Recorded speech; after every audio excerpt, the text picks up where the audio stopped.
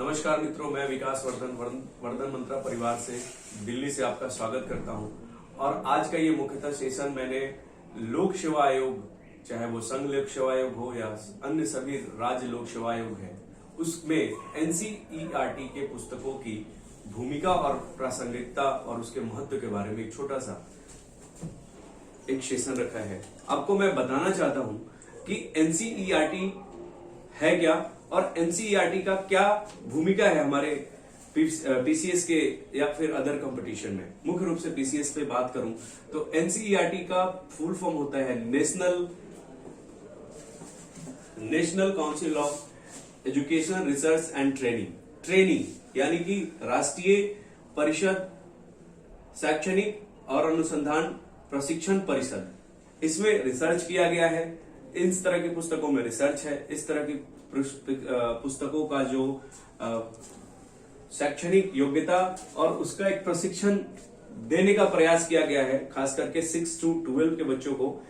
जो बच्चे अभी बालक होते हैं, फिर युवा होते हैं, उसका क्या रोल है एग्जामिनेशन में, समझ के सरल भाषा में, राइट। तो इस बच्चों की किताब जो है वो आपके सिविल सेवा के चुने जाने में क्यों इतना इंपॉर्टेंट माना जाता है, क्यों कहा जाता है कि एनसीईआरटी जो है लेवल फर्स्ट है आपके पीसीएस की तैयारी शुरू करने के लिए।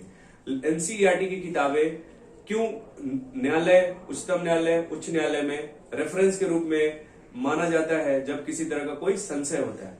तो मैं बता दूं कि ये भारत सरकार की पुस्तकें हैं। एनसीईआरटी की पुस्तक को भारत सरकार की पुस्तक मानी जाती है क्योंकि यह सेंट्रल गवर्नमेंट के द्वारा छपाई की जाती है और इसका पब्लिकेशन किया जाता है, राइट।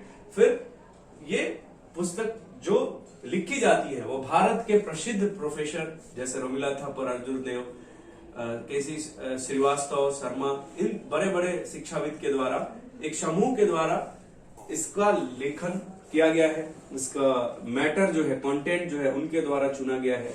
फिर सारे एग्जामिनेशन कमीशन जो है, संघ लोक सेवा आयोग या फिर अन्य सभी लोक सेवा आयोग, इनके द्वारा इसको मान्यता प्राप्त है।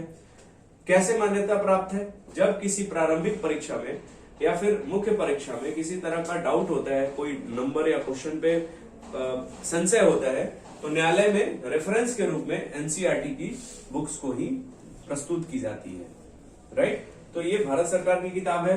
हाईकोर्ट के द्वारा भी इसकी मान्यता है, सुप्रीम कोर्ट के द्वारा भी मान्यता है और लोक सेवा आयोग, राज्य लोक सेवा आयोग के द्वारा भी मान्यता है, इसलिए ये महत्वपूर्ण है। तीसरी बात, दूसरा पक्ष जो है कि एनसीईआरटी पढ़ने के क्या क्या लाभ हो सकते हैं। ये तो एक कानूनी, जैसे मैं समझ सकता हूं कि एनसीईआरटी ने एक गीता, कुरान और बाइबल का आदि ग्रंथ का एक रूप धारण किया हुआ है प्रतियोगी परीक्षाओं के लिए, लेकिन आपको क्या फायदा होगा? तो मैं बता दूं कि प्रारंभिक परीक्षा और मुख्य परीक्षा में प्रश्न जो होते हैं कभी कभी डायरेक्ट उसी पंक्ति को उठा लिया जाता है, मतलब उस वाक्य को उठा लिया जाता है और वो सवाल के रूप में पुट कर दिया जाता है। फिर इसकी भाषा अति सरल होती है क्योंकि यह बच्चों के लिए बनाया गया है। बहुत ही सहज होती है, सरल और सहज, बहुत अच्छे मतलब लिखे गए हैं। शुद्ध हिंदी, परिशुद्ध हिंदी का प्रयोग किया जाता है। यदि आप इंग्लिश के हैं तो इंग्लिश के लिए किया जाएगा। देन मुख्य परीक्षा और साक्षात्कार में इसका भी एडवांटेज है।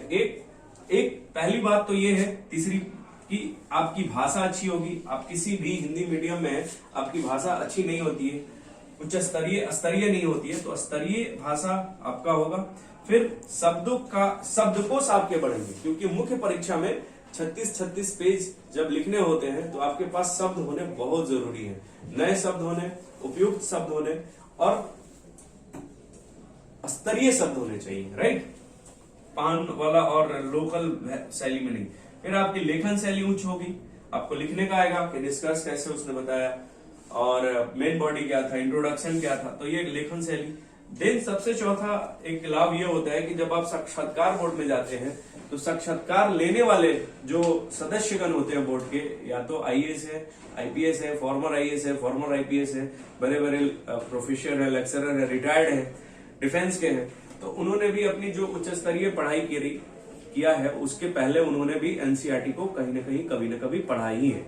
चाहे वो कॉपी जांच करने। तो आपके जवाब में, आपके उत्तर में जो उनके प्रश्न पूछे जाएंगे, उसमें आप जब आपने एनसीईआरटी को 5 बार 6 बार पढ़ा है तो आपके उत्तर में उसके पुट, उसके अवधारणा जरूर होंगे, राइट। तो फिर आपके और जो आप वो प्रश्न पूछ रहे हैं और आप जो उत्तर दे रहे हैं उसमें कहीं ना कहीं समानता होगी, और समानता होने पे उन्हें ये बात का आभास होगा कि आपने एनसीईआरटी को भी पढ़ा है और आपके पास उच्च स्तरीय नॉलेज है, न कि बाजारू नोट्स और कोचिंग के नोट्स और गाइड, राइट। तो ये आपके नंबर को बढ़ाएगा।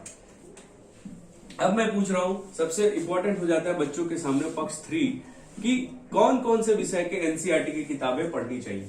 तो मैं बता दूं, सबसे पहले आपको इतिहास पढ़नी चाहिए, आपको भूगोल पढ़ना होगा, आपको राजव्यवस्था पढ़ना होगा, आपको अर्थव्यवस्था पढ़ना होगा और आपको सामान्य विज्ञान एवं प्रौद्योगिकी पढ़ना होगा। यदि आप केवल राज्य स्तरीय लोक सेवा आयोग में सम्मिलित हो रहे हैं तो आपको इन 5 सब विषयों के अतिरिक्त किसी और विषय को पढ़ने की जरूरत नहीं है। यदि आप संघ लोक सेवा आयोग के लिए करने जा रहे हैं तो आपको संघ लोक सेवा के लिए इन 5 के अलावा समाजशास्त्र, मतलब आपको 5 किताबों के लिए ये 5 विषय ही पढ़ने हैं, इससे ज्यादा नहीं पढ़ना है, राइट। 5 किताब, और वो भी जैसे 6 to 12 आपकी पुरानी वाली एनसीईआरटी, भूगोल 6 to 12 पुरानी वाली, राजव्यवस्था 6 to 12 पुरानी वाली, अर्थशास्त्र 9 to 12 पुरानी वाली, क्योंकि 9 से ही अर्थव्यवस्था आता है, 6 से नहीं आती है, और सामान्य विज्ञान 6 to 10।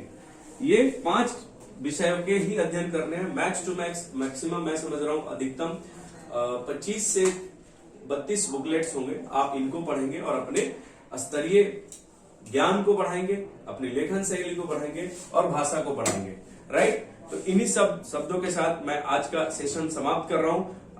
अनुमान है कि आपको ये बात समझ में, सारी चीजें फैक्ट समझ में आएंगी। बहुत बहुत धन्यवाद, बहुत बहुत